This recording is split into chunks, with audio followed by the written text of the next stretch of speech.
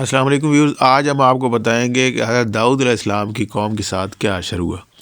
یہ واقعہ حضرت داؤد علیہ السلام کے زمانے کا ہے اور اس کا ذکر قرآن مجید میں ایک بڑی عبرت کے طور پر کیا گیا ہے۔ حضرت داؤد علیہ السلام کی قوم جو کہ بنی اسرائیل کہلاتی تھی، ایک ساحلی بستی میں آباد تھی جسے مفسرین ایلا یا مدین کے قریب ایک بستی قرار دیتے ہیں۔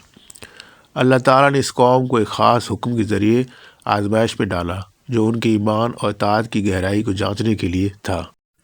یہ حکم ہفتے کے دن سے متعلق تھا جو ان کی شریعت میں ایک مقدس دن تھا اور جس میں ہر قسم کے دنیاوی کام، خاص طور پر شکار اور مچھلی پکڑنا، سختی سے منع تھا۔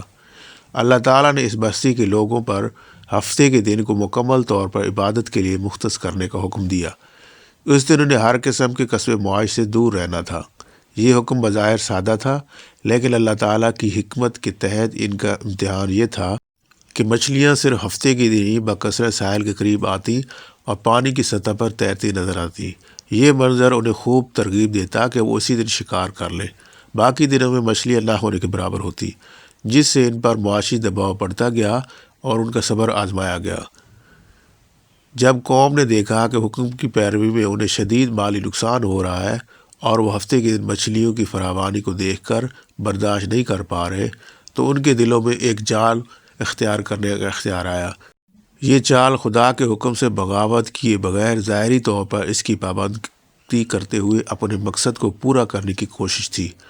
انہوں نے مذہبی قوانین کو لفظوں کی حد تک تو مان لیا، مگر ان کی روح اور مقصد کو یکسر نظر انداز کر دیا۔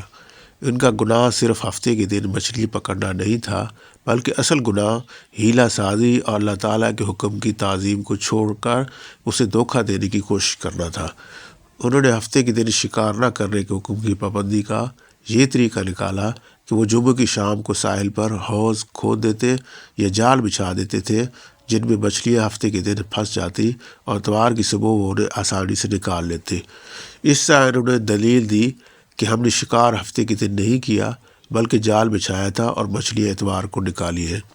اس ہیلہ سازی کے بعد بستی کے لوگ 3 گروہوں میں تقسیم ہو گئے۔ پہلا گروہ ہیلہ کرنے والوں کا تھا جو کھلے عام اللہ تعالیٰ کی حدود کو توڑنے کے مرتکب ہوئے۔ دوسرا گروہ وہ تھا جو خود تو شکار نہیں کرتا تھا مگر ہیلہ کرنے والوں کو روکتا بھی نہیں تھا اور کہتا تھا کہ انہیں ان کے حال پر چھوڑ دو۔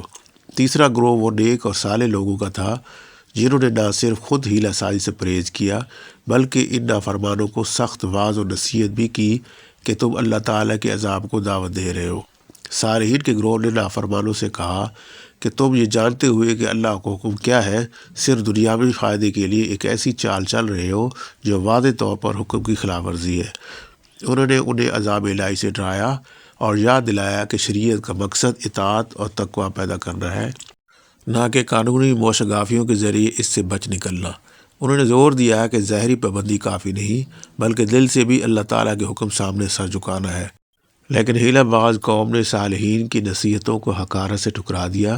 جب نافرمانی کرنے والے اپنے گناہ پر اڑے رہے اور صالحین کی کوششیں بے سود ثابت ہوئی تو واعظ کرنے والے گروہ نے فیصلہ کیا کہ وہ ان نافرمانوں سے اپنی راہیں جدا کر لیں۔ انہوں نے اپنے لیے ایک علیحدہ جگہ بنا لی تاکہ جب عذاب الہی نازل ہو تو وہ نافرمانوں کی زد میں نہ آئے۔ یہ جدائی اس بات کی علامت تھی کہ اب اس قوم کی اصلاح کی کوئی امید باقی نہیں رہی۔ جب نافرمانیوں نے مسلسل حکم عدولی اور ہیلہ سازی پر اصرار کیا تو اللہ تعالیٰ کا عذاب نازل ہوا۔ قرآن مجید نے اس عذاب کو ایک نہایت خوفناک اور عبرتناک سزا کے طور پر بیان کیا ہے۔ انہیں کہا کہ تم ذلیل بندر بن جاؤ، یہ کہہ کر مسخ کر دیا گیا۔ ان کے ظاہری گناہ سے زیادہ ان کی اندرونی خباثت، ہیلہ سازی اور احکام الہی سے استہزاء کا نتیجہ تھا۔ ان نافرمانوں کو ذلیل اور حقیر بندروں کی شکل میں مسخ کر دیا گیا۔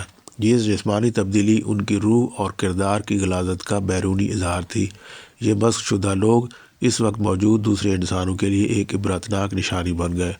مفسرین کا بیان ہے کہ یہ بندر صرف چند دن زندہ رہے اور پھر ہلاک ہو گئے تاکہ بنی اسرائیل کی آئندہ نسلیں اس واقعے سے سبق حاصل کر سکیں اور اللہ تعالیٰ کے احکام سے کھیلنے کی جرات نہ کریں۔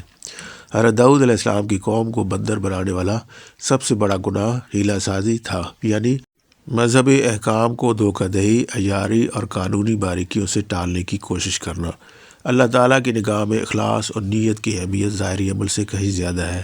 یہ واقعہ اس بات کا درس دیتا ہے کہ اللہ تعالیٰ کے احکامات کی اطاعت میں کسی قسم کی چال بازی یا مکر و فریب کی گنجائش نہیں ہے۔